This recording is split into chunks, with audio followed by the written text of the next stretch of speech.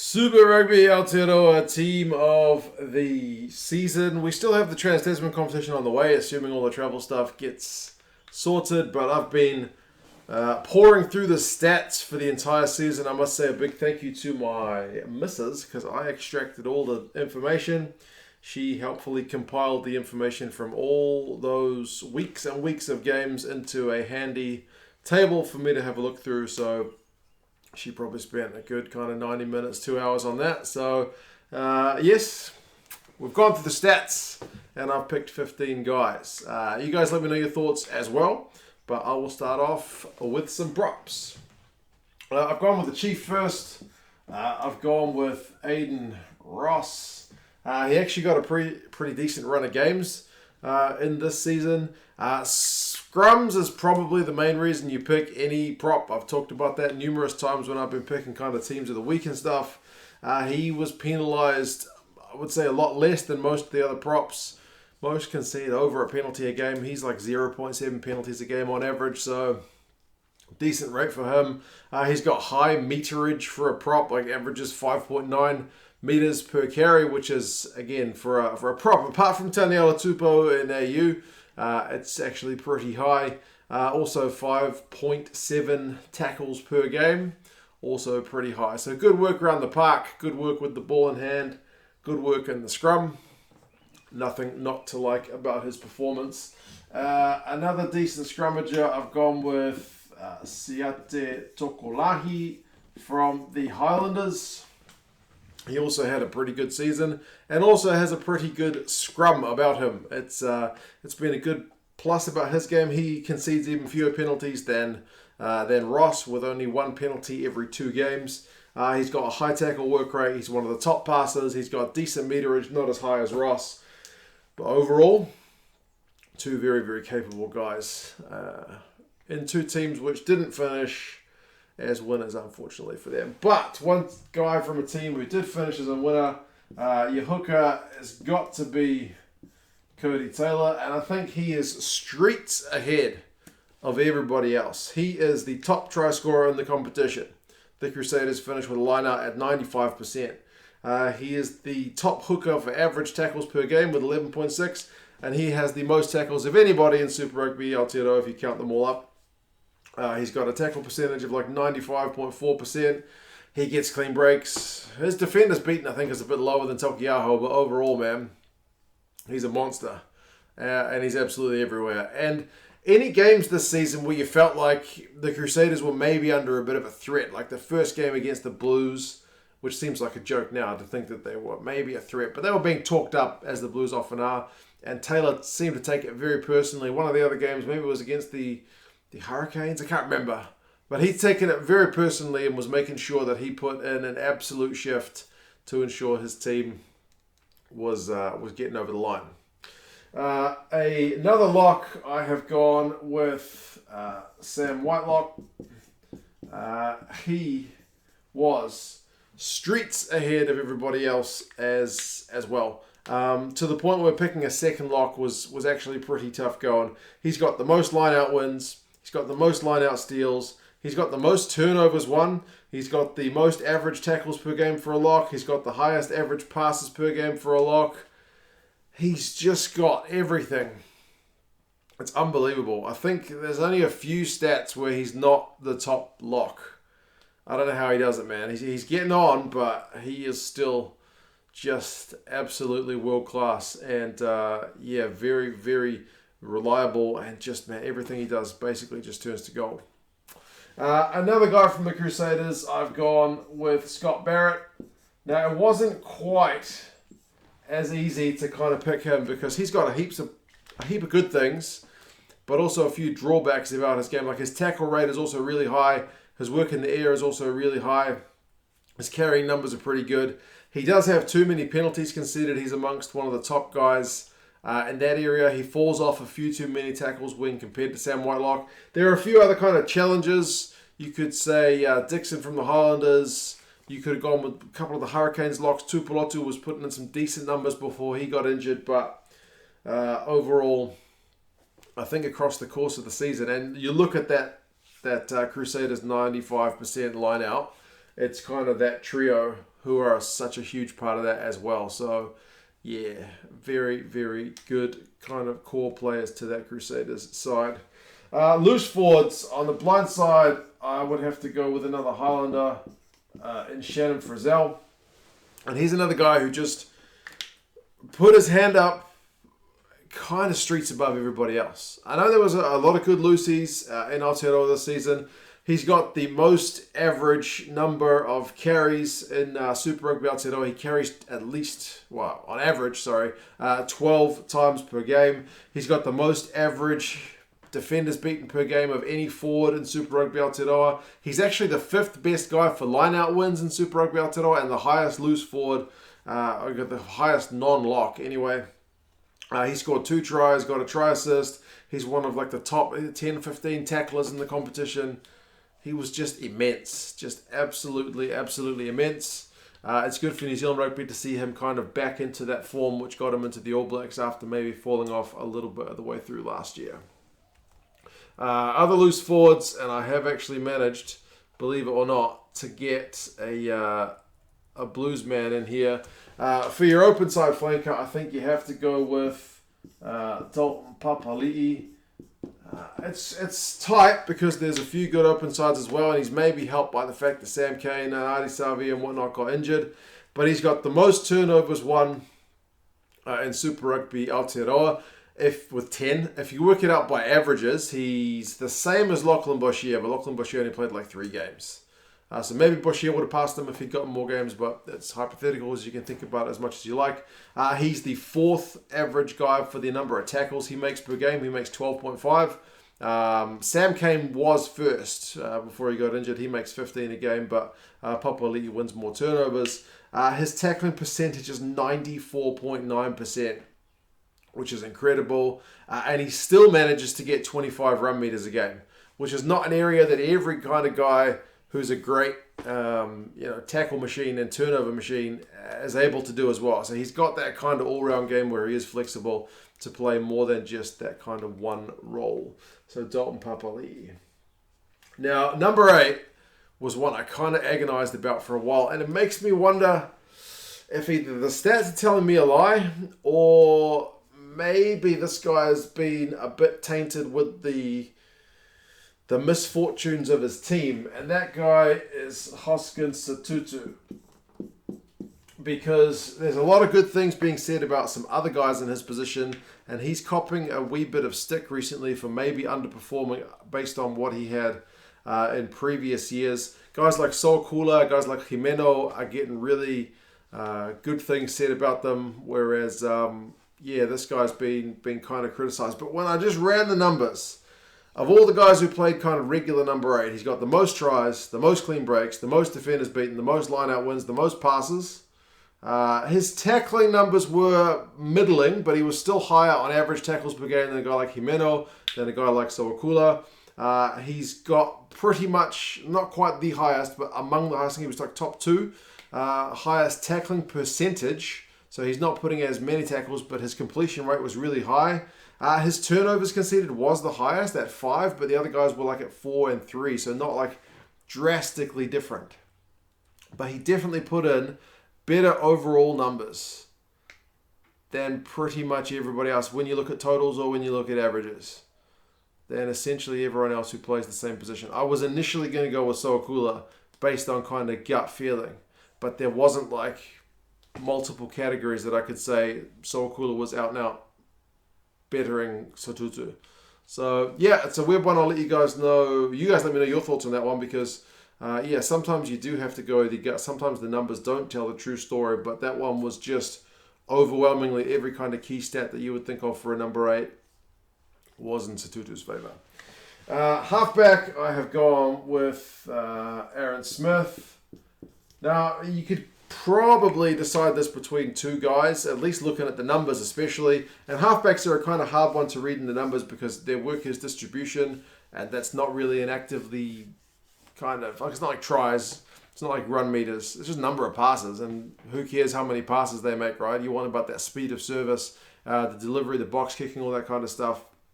I mean, he's got the most passes if you want to go with most passes. If you wanted a guy who's more like the take the ball to the line. Sniping halfback, then it'd be Brad Weber. But Aaron Smith was top 3 for pretty much all of those areas as well. So he's got the most passes. I think his service is still the best in the country. He's the third best running game. Still makes 11.8 run meters a game. Weber was like clear first. Fakatava was second, and then Aaron Smith was third. He didn't concede any penalties. His average tackle amount per game is only behind Weber. But his tackling percentage, like his completion rate, is a lot higher than Weber. So defensively, with like 80%, he's higher than Weber, like 72.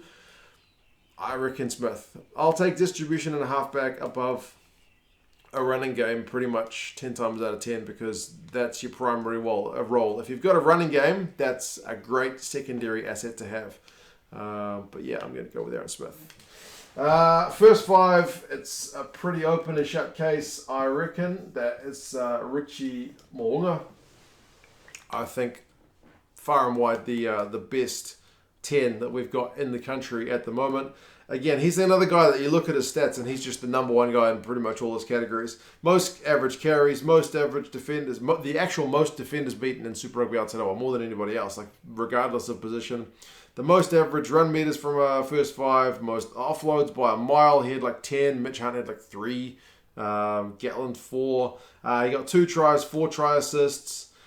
His tackling percentage was just below 80, 78.5. I know first 5s gets targeted a wee bit, so it's nice to have a semi-secure guy. If you've got a guy who's really weak in that area, it can be a liability, but 78.5, it's more than the average in that position, but not drastically more. It's pretty serviceable.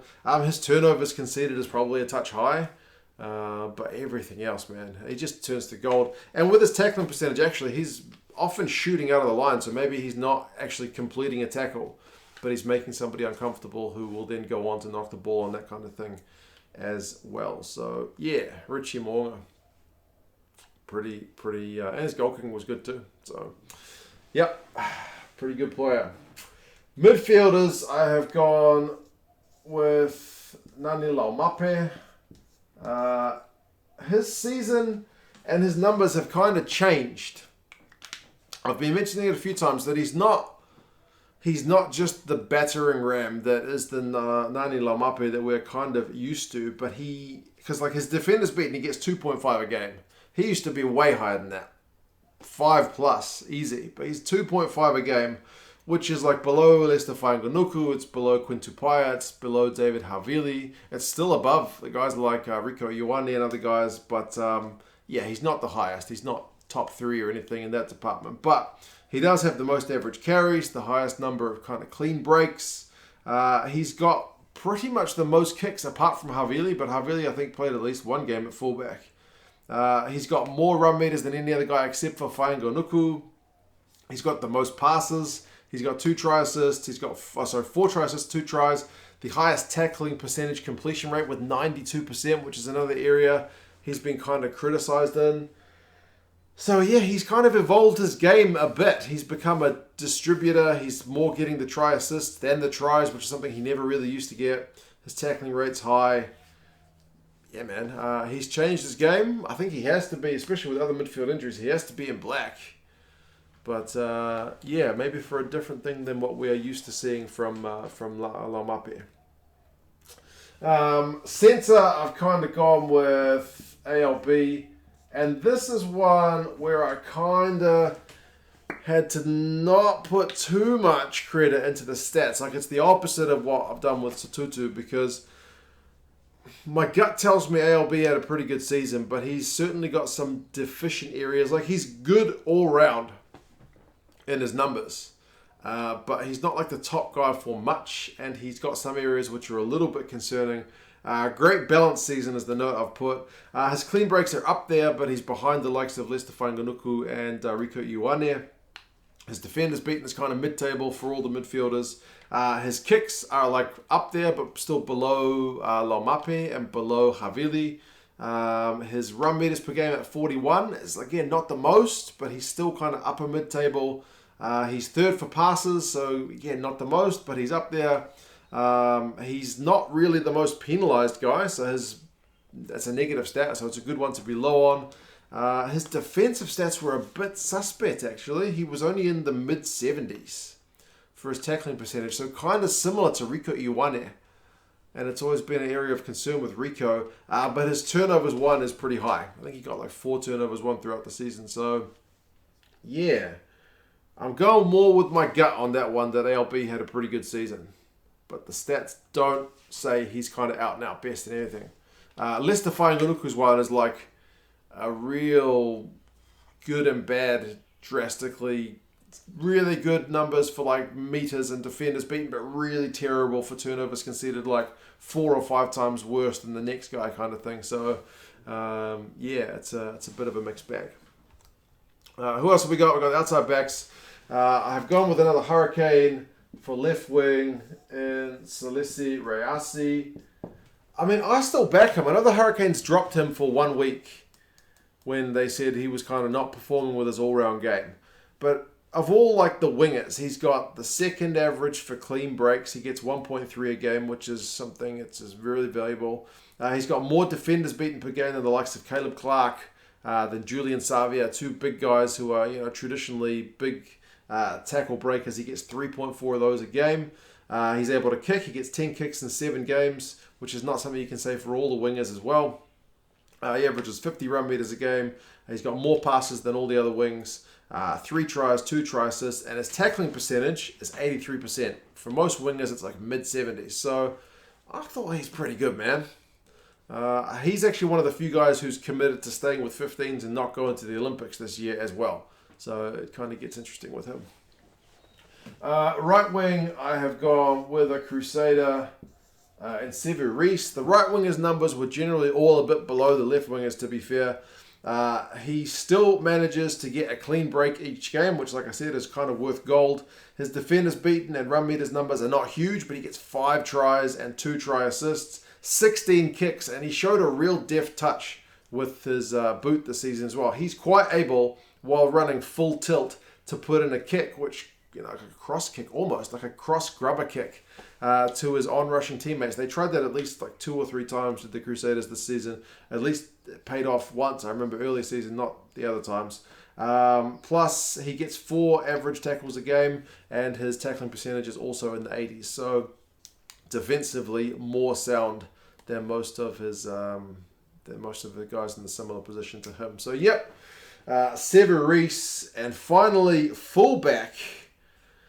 That's a big question, and maybe a topic in its own video at some point, but I have gone with the old D-Mac attack at fullback. I know he spends his time kind of half in the 10 jersey, not quite half, maybe a third of his time in the 10 jersey, especially when Gatland goes off and the likes of Tia comes on. And it's a real weird one because you got 3 guys in Jordan, Geordie Barrett, and Mackenzie, who all have different elements to their game. Geordie Barrett's got a big old boot. Will Jordan's definitely the most dangerous ball in hand, but maybe doesn't have the kicking game of the other 2 guys. D-Mac's kind of sitting quite comfortably in the middle. He didn't have his best game in the final, it must be said. He scored the try, but he missed he missed 3 big kicks, but still, overall, 2.8 defenders beaten the game. It's more than Geordie, less than Will. 78 kicks is more than Will, but less than Geordie. He has 5 quick line-out wins, which speaks to the way the Chiefs are happy to play, and that's the most of any of the fullbacks. 63 average run meters a game, heaps of passes, but part of that's him moving to 10. 4 tries, 3 try assists, 79% is his tackling percentage, which I think only Perofeta is better of guys who regularly played at fullback. He does have 5 turnovers won as well, which is ridiculous, but his turnovers conceded rate, like Will Jordan's, is also pretty high, so still not perfect. But yeah, had a few clutch moments, not always on point, but I think still plenty to like about D-Mac this season. So yeah, that's the team of the season for Super Rugby Aotearoa. As I said, thank you to my missus for helping me get access to these stats, because the game-by-game stats are useful to look at, but it's great to get a feeling for the entire season. And to look all the way at the bottom performers, not just the top ones like the kind of websites show. But anyway, you guys let me know your thoughts. Who might you have had? Do you think the stats are a bit disingenuous for the likes of Satutu? Because they showed him really to be far and away the best guy at number 8. Or do you think ALB maybe flattered a bit with his on-field performances, and maybe the stats are telling a true story? I don't know. I'm always kind of a bit flexible in that the numbers have to be taken with a bit of a grain of salt, but there's certain stuff, if it appears time and time again, you kind of can't ignore. But anyway, that's my team. You guys let me know yours. Drop the video a like if you got this far the way through it. You're in 20 minutes now. So, yeah. Cheers, guys, and I will talk to you again soon. See you later.